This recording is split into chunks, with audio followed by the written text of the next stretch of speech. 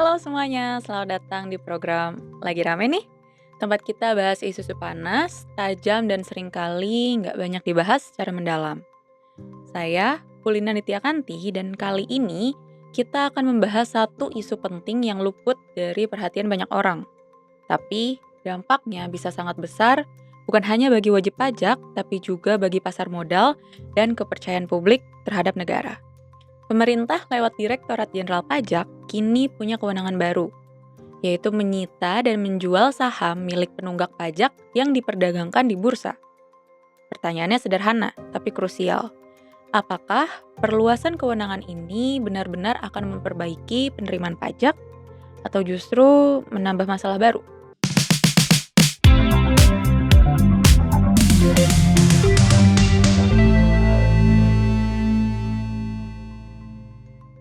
Nah, mari kita mulai nih dari faktanya. Melalui Peraturan Dirjen Pajak Nomor PER strip 26 garing PJ garing 2025, DJP resmi menjadikan saham sebagai objek sita pajak.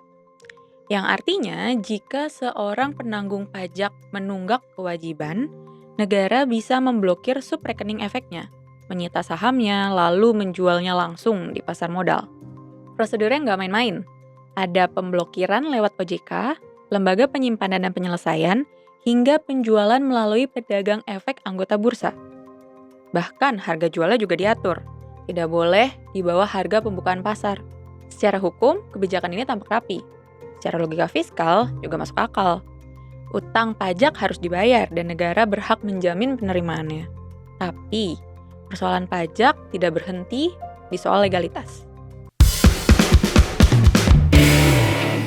Nah, dalam beberapa tahun terakhir, kita melihat satu pola yang konsisten, yaitu kewenangan Direktorat Jenderal Pajak terus diperluas. Mulai dari akses data keuangan, pertukaran informasi lintas lembaga, hingga kini menyentuh langsung aset finansial di pasar modal. Negara jadi semakin kuat, instrumen penagihan juga jadi semakin lengkap. Namun, ironisnya, di saat yang sama, realisasi penerimaan pajak justru tidak menunjukkan lonjakan yang signifikan. Bahkan dalam beberapa periode, trennya menurun. Ini jadi menimbulkan pertanyaan mendasar. Kalau kewenangan sudah sedemikian luas, kenapa hasilnya belum optimal? Masalah pajak Indonesia sejatinya bukan kekurangan alat, melainkan problem struktural. Basis pajak kita masih sempit, ekonomi informal masih sangat besar. Kepatuhan sukarela juga cenderung stagnan. Dalam kondisi seperti ini, negara seringkali justru terlihat lebih agresif menagih wajib pajak yang terlihat dan terdata. Sementara, praktik penghindaran pajak skala besar yang lebih kompleks dan sistemik kerap terasa lambat disentuh. Akibatnya, muncul rasa tidak adil, yang patuh ditekan, yang kuat lolos. Penyitaan saham bisa saja efektif dalam beberapa kasus. Tapi, jika tidak dibarengi pembenahan yang menyeluruh, kebijakan ini berisiko menjadi simbol kekuasaan, bukan solusi jangka panjang. Nah, disinilah problem paling sensitif muncul, kepercayaan publik. Di saat DJP diberi kewenangan yang semakin besar, publik justru terus disuguhi kasus korupsi yang melibatkan oknum pegawai pajak. Dan setiap kasus itu seperti meninggalkan luka. Bagi masyarakat, pesan yang tertangkap seringkali sederhana. Negara tegas ke warga, tapi belum sepenuhnya bersih di internalnya. Dan inilah masalahnya. Hukum yang kuat tanpa kepercayaan hanya akan terasa sebagai ancaman, bukan sebagai keadilan. Pasar modal pun tidak kebal dari sentimen ini. Investor tidak hanya membutuhkan kepastian hukum, tetapi juga konsistensi dan integritas aparat negara. Pajak sejatinya adalah kontrak sosial. Warga negara bersedia membayar karena percaya bahwa uang itu dikelola secara amanah dan kembali dalam bentuk pelayanan publik.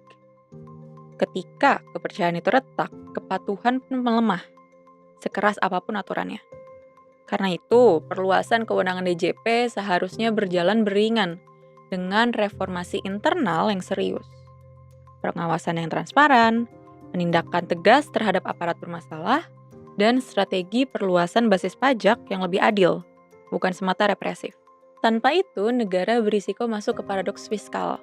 Kekuasaan membesar, tapi kepatuhan dan penerimaan justru mengecil.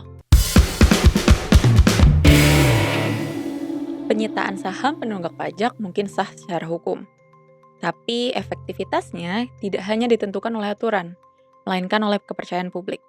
Pertanyaannya sekarang bukan lagi bisakah negara menyita saham, tapi apakah negara cukup dipercaya untuk memegang kewenangan sebesar itu? Nah, kalau kamu punya pendapat atau pandangan tentang topik ini, jangan ragu untuk tulis di kolom komentar ya. Dan jangan lupa untuk like dan subscribe supaya kamu nggak ketinggalan episode-episode menarik lainnya. Saya, Paulina Nityakanti. Sampai jumpa di episode selanjutnya. Tetap kritis, tetap waras.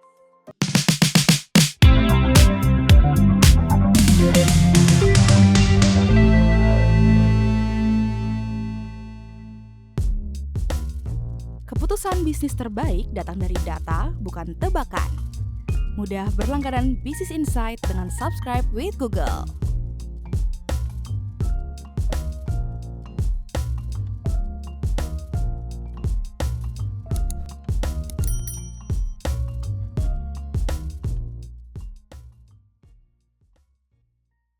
Download aplikasi Kontan sekarang di App Store atau Play Store.